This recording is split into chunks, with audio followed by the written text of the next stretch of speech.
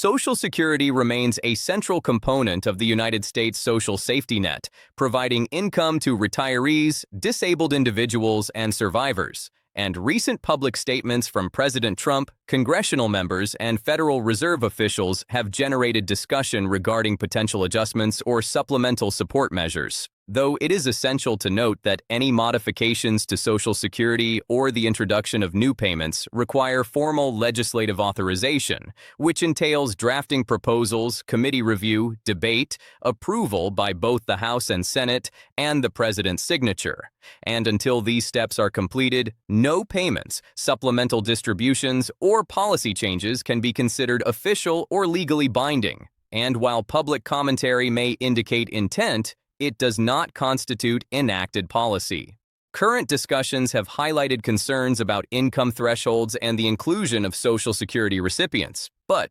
historical precedent indicates that income has been the primary eligibility determinant in prior relief measures rather than employment status, filing requirements, or age. And although there is interest in addressing rising cost of living pressures and the economic impact of inflation on fixed-income households, no formal plan outlining specific payment amounts, timing, or eligibility has been released, and therefore analyses should focus on the existing Social Security framework and legislative process rather than speculative claims. President Trump has referenced dividends and potential supplemental payments in recent public remarks, generating attention and expectations, but these statements should be interpreted as policy discussion rather than confirmed distribution programs, and any such proposals would need to undergo congressional review to determine appropriations, administrative mechanisms, and statutory authority. And while the discussion reflects responsiveness to economic pressures, including inflation, rising housing costs, healthcare expenses, and overall cost of living for seniors and other vulnerable populations, it does not guarantee implementation, nor does it provide specific timelines or amounts, and the Federal Reserve's role in these matters is limited to monetary policy, including interest rate decisions, inflation monitoring, and financial system stability. And it does not directly approve or distribute Social Security payments, stimulus checks, or supplemental dividends, though its monetary policies indirectly influence economic conditions that inform fiscal decisions by Congress and the administration. Inflation remains a critical concern, particularly for individuals on fixed incomes, as rising prices for food, utilities, healthcare, and housing reduce real purchasing power, creating pressures that policymakers consider when evaluating potential supplemental support measures. Yet any legislative proposal for additional distributions must balance the objectives of providing relief to vulnerable populations while maintaining fiscal responsibility, managing federal debt, and mitigating inflationary risk. And the lack of finalized legislation means that while discussions are ongoing, no formal, legally enforceable guidance exists regarding eligibility, timing, or payment amounts. Previous relief programs, such as the 2008 Economic Stimulus Act and subsequent COVID-19-related stimulus measures, have established precedent for broad-based supplemental payments, generally determined by income thresholds, and often incorporating existing Social Security data to ensure inclusion of non-filers, retirees, and other groups not required to submit traditional tax returns.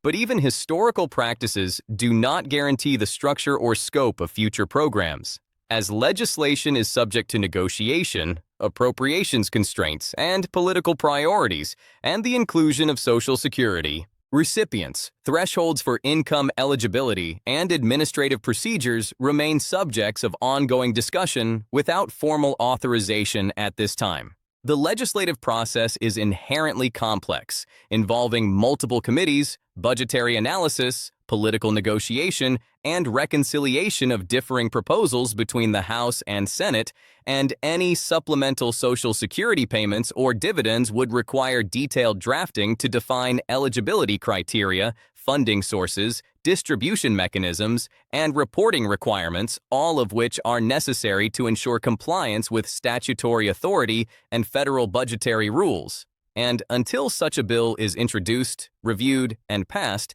references to future payments should be regarded as speculative and illustrative of policy intent rather than confirmed action.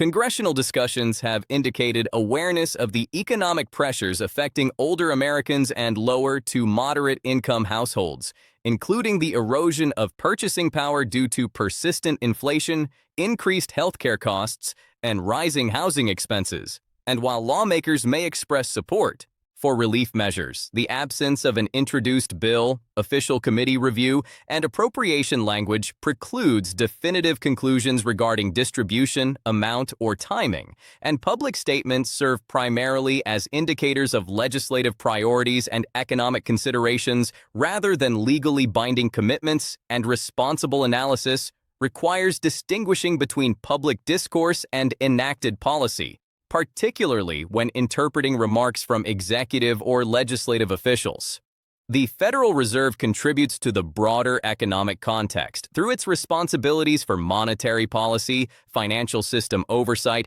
and interest rate management, which influence inflation, consumer prices, and credit conditions, thereby indirectly affecting the potential scope and necessity of fiscal interventions such as supplemental Social Security payments or relief measures. But the Fed does not have authority to allocate funds directly to individuals, and its commentary on economic conditions should be interpreted as guidance for monetary policy rather than as directives for distribution of supplemental payments. And the separation of fiscal and monetary policy is a critical consideration when evaluating statements from policymakers regarding potential support measures. Income thresholds for potential supplemental payments are anticipated to follow historical precedents where eligibility is determined by adjusted gross income rather than employment status or tax filing requirements, which ensures that Social Security recipients and individuals with low or fixed incomes remain eligible. But specific thresholds, adjustments for inflation, or modifications to standard eligibility rules must be defined through legislative action. And until such legislation is formally enacted, claims about individual eligibility remain speculative and should be assessed with caution. Discussions of timing for potential distributions have varied among public statements with references to near-term or medium-term implementation, but without formal legislative authorization, no payments can be disbursed, and historical experience indicates that legislative negotiation, appropriation, and implementation processes can extend over months or even longer, depending on congressional priorities, administrative capacity, and coordination with the Social Security Administration for distribution. Prior stimulus programs have demonstrated that administrative processes, including verification of income, direct deposit data, and existing Social Security records, are utilized to facilitate distribution to eligible recipients, and these processes ensure inclusion of retirees, disabled individuals, and those not actively filing taxes. But any future program would require similar coordination and formal guidance to establish parameters, timelines, and verification procedures. Public interpretation of executive or congressional statements often generates expectations, yet it is crucial to recognize that expressions of support or conceptual discussions do not equate to authorization or legal obligation, and responsible evaluation requires monitoring formal legislation, committee releases, congressional voting outcomes, and official announcements from the Social Security Administration or other federal entities responsible for disbursing payments. Fiscal policy considerations, including federal budgetary limitations, deficit impact, and long-term debt sustainability, play a significant role in determining the feasibility, scope, and structure of any proposed supplemental payments, and proposals must be evaluated not only for their economic impact but also for compliance with statutory budgetary constraints and existing entitlement programs, including Medicare and Medicaid, to ensure overall fiscal stability while addressing household-level financial pressures, economic conditions, including inflation rates, employment data, consumer spending trends, and household cost burdens inform policymaker deliberations and legislative priorities, and these indicators are carefully monitored by Congress, executive officials, and the Federal Reserve to assess the potential necessity and structure of supplemental distributions or policy interventions. Yet, the interpretation of these indicators does not replace formal legislative authorization or define eligibility criteria.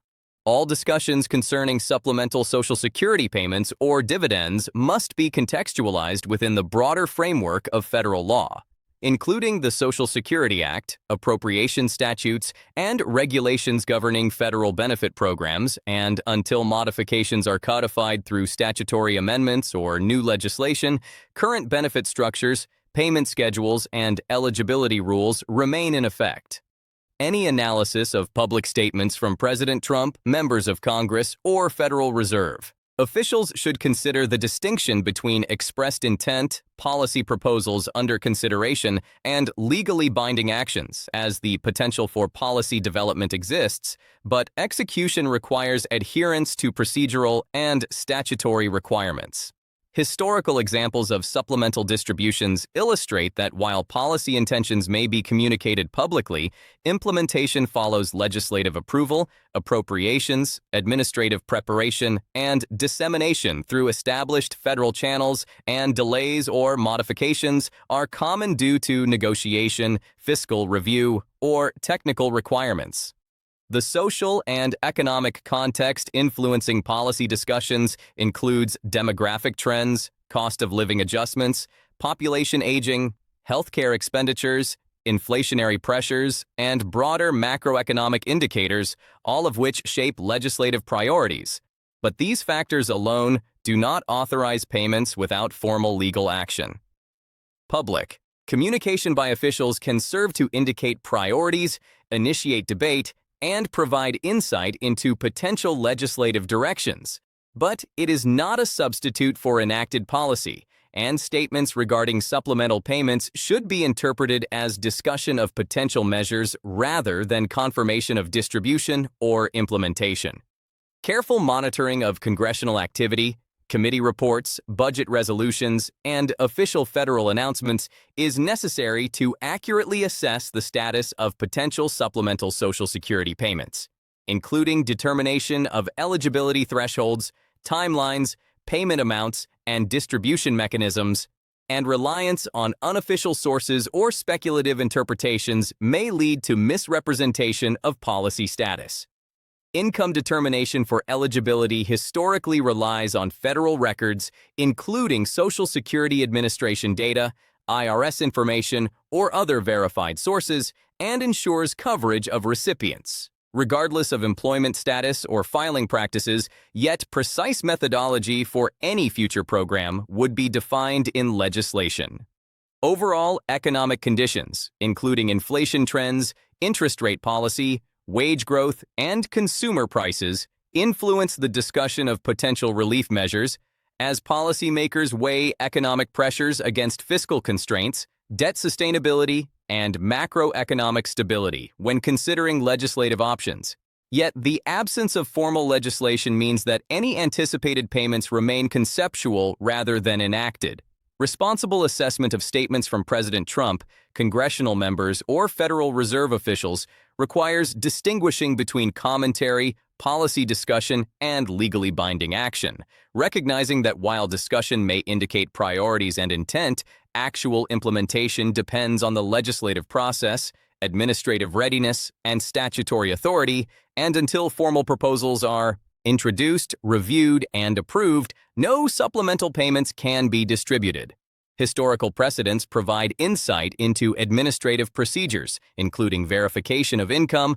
direct deposit utilization, coordination with Social Security records, and outreach to non-filers or special populations. But replication of these processes for any new program would require specific legislative direction and official guidance. Fiscal prudence, budgetary responsibility, and alignment with statutory limitations govern congressional considerations when evaluating potential supplemental payments, ensuring that while household economic pressures may justify discussion of support measures, these programs are subject to legal, procedural, and administrative requirements before execution.